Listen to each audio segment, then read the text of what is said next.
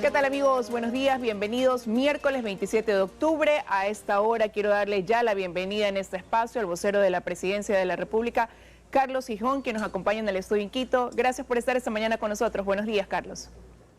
Liz, buenos días. ¿Cómo está usted?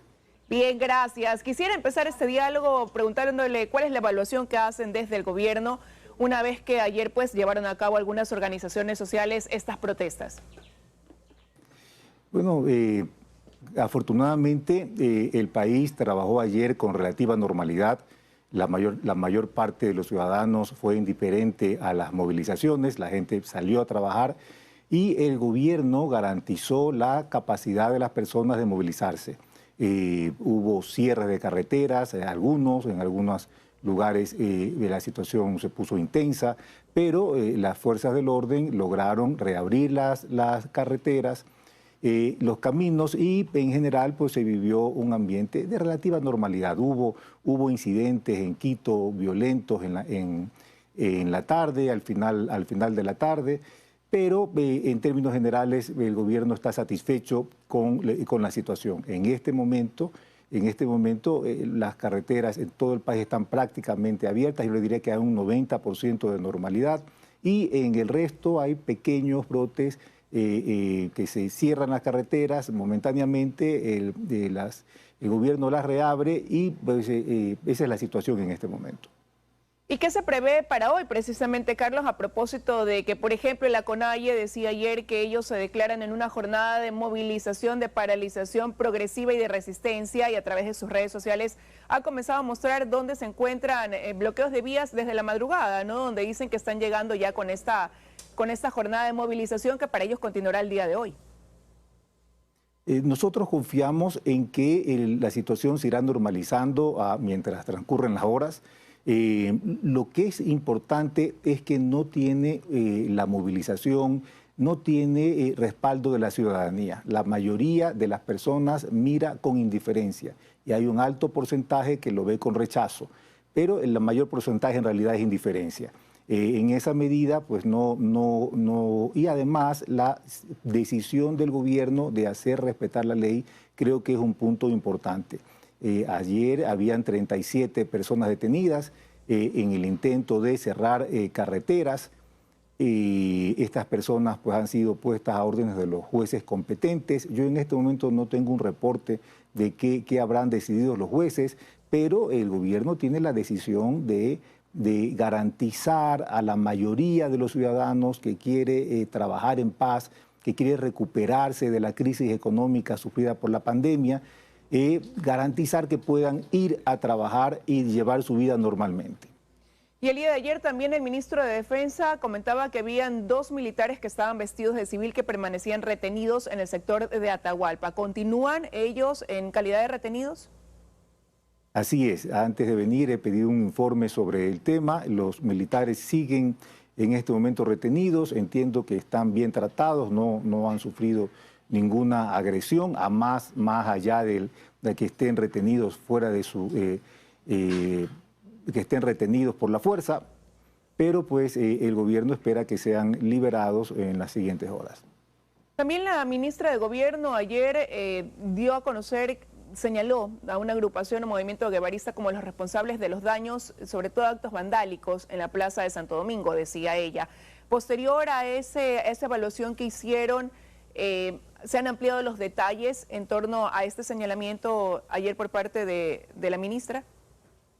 El gobierno tiene indicios de la formación de un movimiento que podría actuar de manera violenta. Se los conoce, ellos mismos se hacen llamar a sí mismos como guevaristas. Ayer intentaron, fue el único momento en que hubo cierta violencia, sacaron los adoquines de la plaza para usarlos contra los agentes del orden, hirieron incluso a un caballo, lo hirieron de manera grave. Sin embargo, pues el gobierno está claro de lo que está pasando y pues está tomando las medidas necesarias para mantener el orden. Ahora, y dentro de estos actos vandálicos también hubo agresiones a la fuerza pública, a los policías. ¿Cuál es el saldo que dejan también las protestas en torno a ese sentido?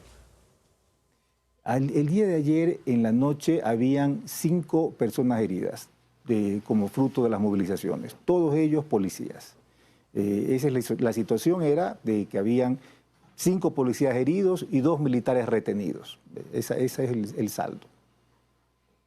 Y Carlos, sin embargo, bueno, ya usted decía, ¿no? La lectura por parte del gobierno es que la mayoría de los ecuatorianos quieren trabajar y que eso fue reflejado el día de ayer, pero también hay otro tipo de lecturas. Por ejemplo, Lourdes Tibán, dirigente indígena, ella decía que este 26 de octubre la mecha se había encendido y que el gobierno tenía en sus manos la posibilidad de apagarla. Y traduciendo eso, sí, el detrás de esta jornada de protestas fue el precio en el que se ha fijado los combustibles, usted lo decía ayer. ¿El gobierno podría entrar en una revisión de ese tema ante un anuncio como este? ¿Cómo lo toman ustedes? Yo realmente lamento la posición de la señora Lourdes Tibán, que me parece una mujer respetable y talentosa. La situación es bastante clara. El gobierno, el Estado, el país tiene un déficit de 4.800 millones de dólares. Y el gobierno tiene la necesidad de ir reduciendo ese déficit, porque usted comprenderá pues, que de esa manera no se puede avanzar. Esto es una necesidad del Estado. El Estado no puede gastar más de los ingresos que tiene, y eso es una realidad bastante fácil de entender. En esa medida, los combustibles representan el subsidio a los combustibles representa un gasto de 1.500 millones de dólares. Entonces usted comprenderá, 4.800 dólares que el gobierno no tiene, 4.800 millones de dólares que el gobierno no tiene, más 1.500 millones que tiene que gastar en el subsidio, es una situación complicada y difícil. Sin embargo, el gobierno, consciente de la necesidad, consciente del clamor popular, ha decidido congelar el precio de los combustibles. El gobierno, esto era una medida que hace unas semanas lo consideraba no posible, no viable. Yo creo que esta es una muestra del deseo de diálogo del presidente Guillermo Lasso. El presidente Guillermo Lasso ha dado muestras de extender la mano a sus opositores, de sentarse a conversar. Por ejemplo, retiró el proyecto de ley urgente que el gobierno considera fundamental para la reactivación económica y la creación de empleo. La situación económica del Ecuador es muy grave. La sociedad vive un momento de violencia social en gran medida por la pobreza que se ha aumentado después de la pandemia, de la miseria, de la situación muy complicada. Pero en lugar de que la Asamblea se reúna a debatir, a discutir el proyecto, pues lo devolvió.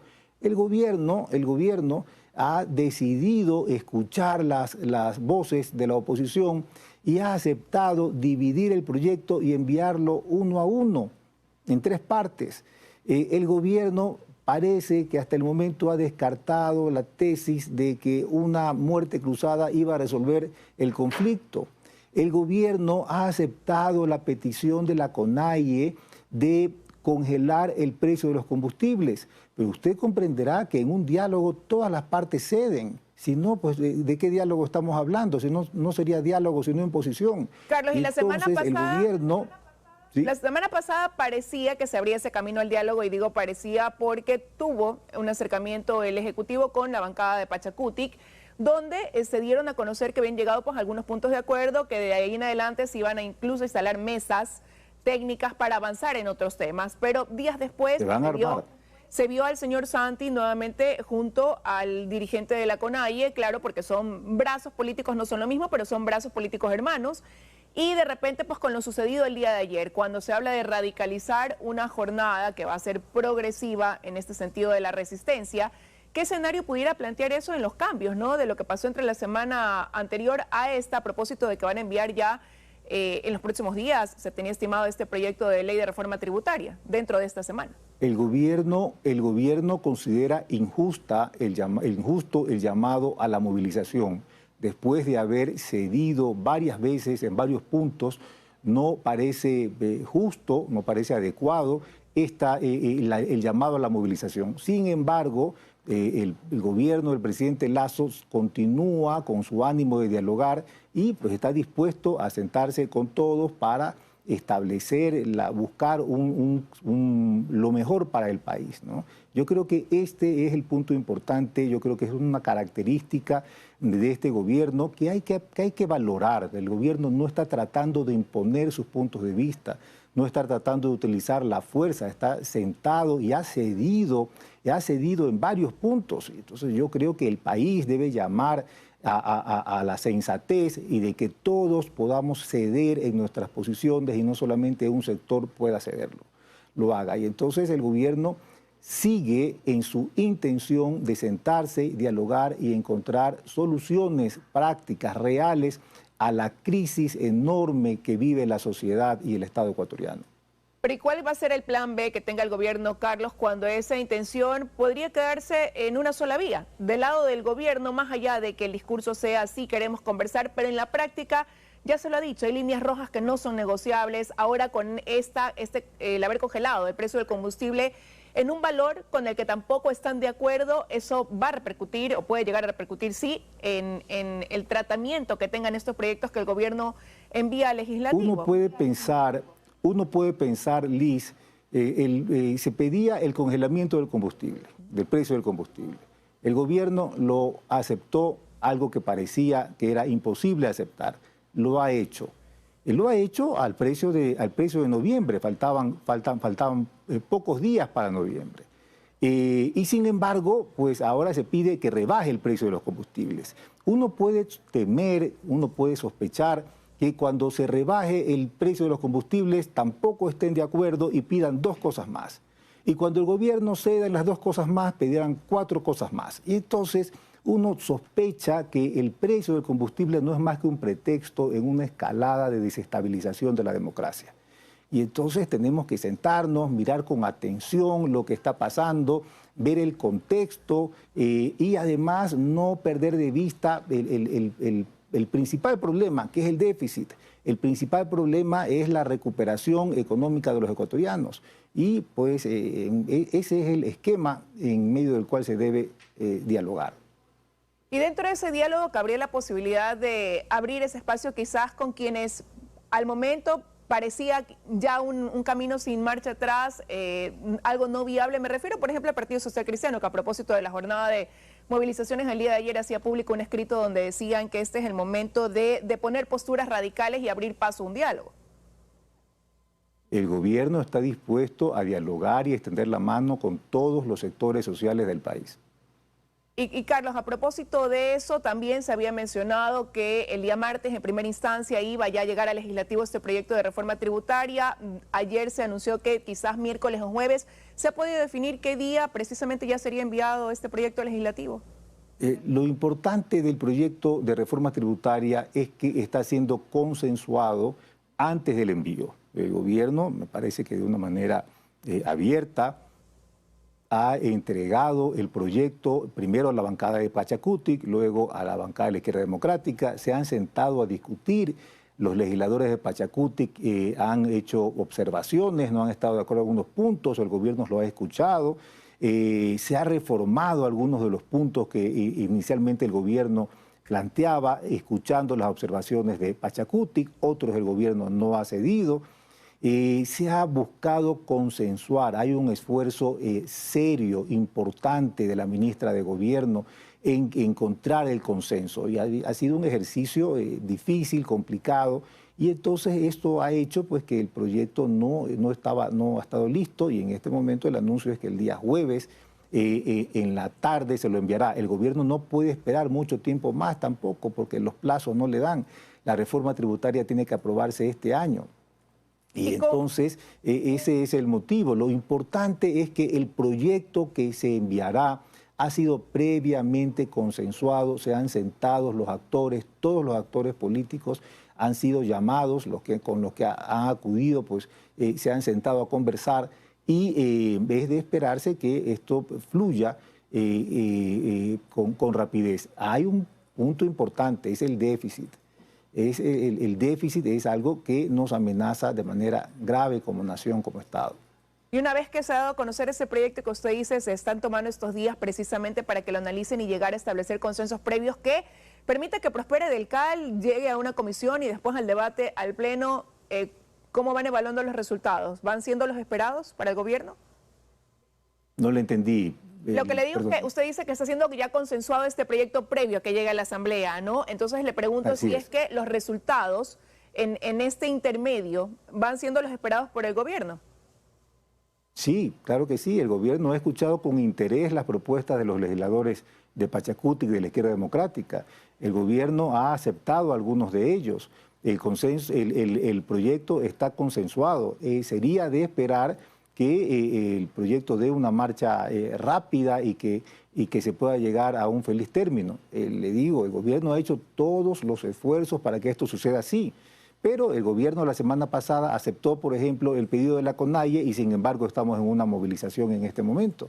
Así que pues habrá que esperar la sensatez de todos los actores y yo creo que la sociedad debe presionar para llegar al diálogo. Es un momento, la crisis es tan grande en el Ecuador que es necesaria la unidad de todos, que todos nos pongamos de acuerdo y que todos tengamos este ánimo de conversar y llegar a entendimientos.